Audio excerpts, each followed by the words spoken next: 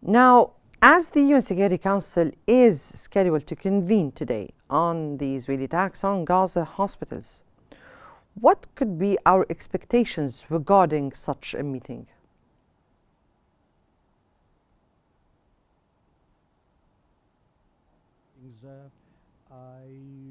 I believe we are following up everything that is happening to the Palestinian people in the Gaza Strip and how the occupation for 15 months is attacking the infrastructure of the Gaza Strip, and specifically the hospitals and the schools and universities in general. So the occupation does not want to leave any hope for the Palestinians. There has been clear statements by the political leaders of Israel inside the occupation state, and they say they are willing to be settling in the north of Gaza Strip. So they want to eliminate every kind of life there. So the UN report that says that the population of Gaza is 6% less than it used to be. This shows the amount of people killed and the people who have been subjected to low immunity and died because of the no medication. So the occupation indirectly killed them by depriving them of their health. So the martyrs are not only 38,000, it's more. We have more than 105,000 casualties, and 20,000 people are missing. Death smells everywhere in Gaza. So it's a genocide war, and the International Criminal Court did not have a verdict yet about this. This is the worst genocide in the 21st century, and it is bigger than the crimes committed in the World War II. So the international community should start to act to stop this hunger for and thirst for killing in Israel. Then, from your point of view, what should we be expecting, or what are your expectations from this UN Security Council's urgent meeting that was called upon the request of Algeria, who is holding the presidency of this month? Before two options. The first one is to have a clear resolution for under the Chapter 7 to stop the war in Gaza. This will call for immediate measures to impose stopping the war on all parties and to allow access of a huge amount of. We still have hope, though not much, that the American administration would not be acting the same way it used to act and use the veto to defend Israel as usual. We hope that this administration in the last days of Biden to do something that would change the pattern it has been doing in the last 4 years and in the last 15 months of this war against the Palestinian people. We have an experience with the Democrats when they lost the elections. So they passed a resolution at one point that condemned the occupation. Will the Democrats do that again?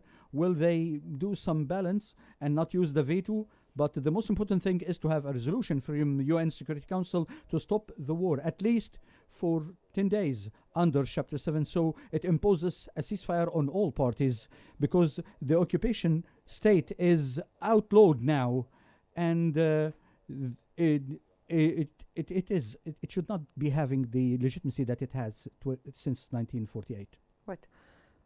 Recent reports of Israel's attacks on medical facilities and the detention of the healthcare workers raise serious questions about accountability. And from your point of view, what steps can be taken to hold the Israeli occupation forces accountable for such actions and for these potential war crimes under the international law? We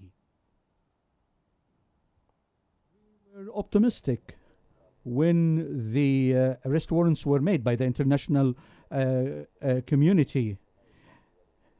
And we were hopeful because it did not provide the immunity to Netanyahu and Gallant. But Netanyahu and the one who said no water, no food, no medication to Gaza. We want actual justice, and we need a resolution from the International Court of Justice. So, because what's happening in Gaza is a genocide. There has been 15 months of this genocide. Secondly, we need a resolution from the Security Council and to establish an immediate investigation committees. I believe that the occupation state Israel will not care for any of this. The representative Dannon did not care about the charter of the UN and said that the UN is now representing the terrorists in the world, he said. So I frankly, on my own account as a politician, I'm not optimistic about the international community. I believe that this war has disclosed the real thing about the international community and its inability to save the vulnerable people, though this organization, UN, was established to do some balance in the world and to defend the vulnerable. So it was supposed to be doing this after the Second World War, but the UN is not changing anything in reality, and these institutions are just protecting the interests of the powerful ones. Now, the Israeli occupation forces are increasingly targeting civilian infrastructure, particularly hospitals. Why do you think Israel is using the healthcare system as a strategic target?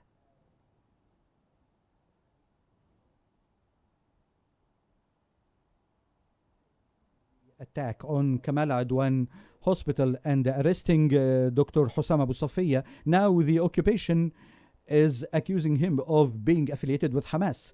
But he belongs to medicine, to humanity, and to his profession. So the occupation is targeting everybody who speaks about humanity. The occupation is against all humanitarian values. So the hospitals, as in al-Shifa hospital, and of course the Indonesian hospital and other hospitals, they claimed that there are tunnels under Shifa hospital. What they found was not nothing but places made after the war, October war between Israel and Egypt. So the Israeli claims are totally refuted, and the Israelis never cared. There was no tunnels under Shifa hospital, but they attacked the hospital. As I follow, as an academician, as a politician, I believe that the targeting of the educational and health facilities is basically to prevent any hope of life for the Palestinians. Israelis are not hiding this. They are not hiding that they want to decrease the number of population of Gaza and to get the Palestinians to lose hope and get out of Gaza. The Egyptian leadership since the first days of the war was clear. We will not allow forced or voluntary displacement of the people of Gaza in order to preserve what's left of the Palestinian cause. But the Palestinians value that very much. But here, of all claims, the Israelis or the Israeli forces, occupation forces are doing with all those claims of threats and whatsoever of claims. What does this have has to do with children, with women who are dying? When we speak about 46,000 martyred people, most of them are women and children. This report were not refuted even by the Western media that supports Israel. So they did not hide this. They did not hide that there are 14,000 children killed. So the occupation is haphazardly targeting all civilians. If you see the ones killed by the occupation, it could be 1 or 2 young people together with tens of children and women. So they are targeting the human being, the Palestinian human being. The UN report says that the population of Gaza is down 6%. The population of Gaza had 65% of them younger than 30 years of age. So the fertility in Gaza was very high. What exactly could be the claim of Israel that they are killing the children and women? How are those segments of the society are threatening them by any mean?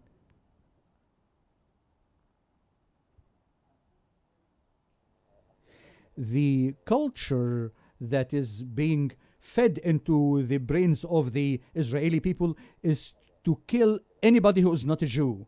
This is a problem with their way of thinking. When you read the holy texts in the Talmud, and when you read the holy books, there is a legitimization of killing anything that moves on the ground. Man, woman, child, animal, Yes, tree, but whatever. yes, but here I want to ask how they are giving reasons to the international community to accept such an act, and what kind of reasons could they be giving to the international community, and how could that be accepted by the international community in the first place? Dimensions there. The first one is that the ones who defend the occupation, they don't want to search, investigate the claims by Israel. And those who defend humanity are totally against this criminal act against humanity. So the occupation is justifying this, saying when they attack a school that is inhabited by many displaced people, they claim there are fighters out there. It has never been proven. And there is no investigation committees that can verify these claims by Israel. But Israel says we attacked this group and they were hiding among the civilians. So most of the ones who were killed were women and children, no young people who are affiliated with the resistance. But those who don't want to listen would never listen. And in all the international laws, in the Fourth Convention of Geneva, or any international concept that allows the occupation to attack 1,000 women and children in order to attack one particular person amongst them. But the occupation is making these justifications just to convince the ones who are already on their side. Those who have real humanity in the West don't accept these justifications by Israel. They know that Israel attacks every Palestinian and any Palestinian. We as Palestinians, we have different religions, Jews, Christians, and Muslim Palestinians. And the Palestinian people never had that problem before 1948. There was no problem between these different segments. But when Zionism came to change the values of Judaism in order to make it a conflict value. And that justifies the killing. Those who will be defending the occupation are the partners to occupation in these crimes. We're now with the Israeli Knesset members calling on defense minister to destroy all sources of water, food and energy in the Gaza Strip.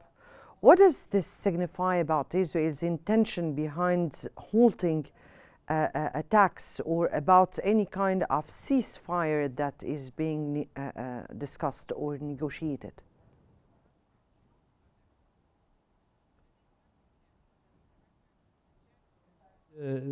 This is the exact accusation against the former Israeli defense minister, who said no food. No. Based on that, the warrant was made against him. Now the new Minister of Defense of Israel is threatening to have more and more killing. So we have a number of criminals ruling the state of Israel. They have no justification to kill women and children. And as I said in the beginning, we're now speaking about Knesset members calling on the defense minister to carry out with such actions, prevent food, energy, water, everything.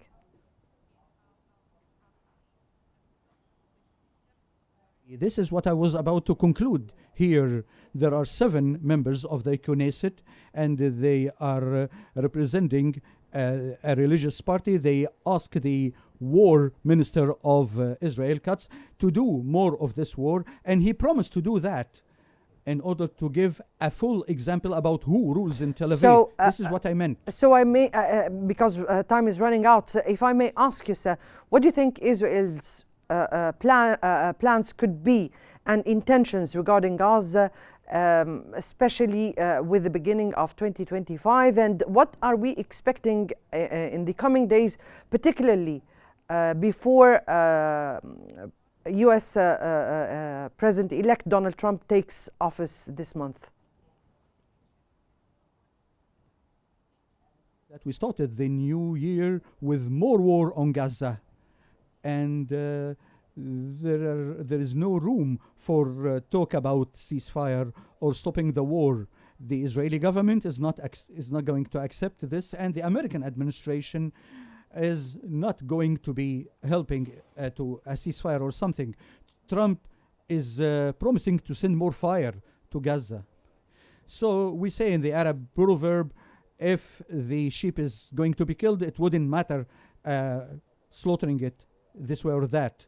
So we hope that what Trump was saying in his campaign, that he will lead to more cooling, and we hope that he goes for that. But still, there is someone that is crippling any mediation made by Cairo or Doha.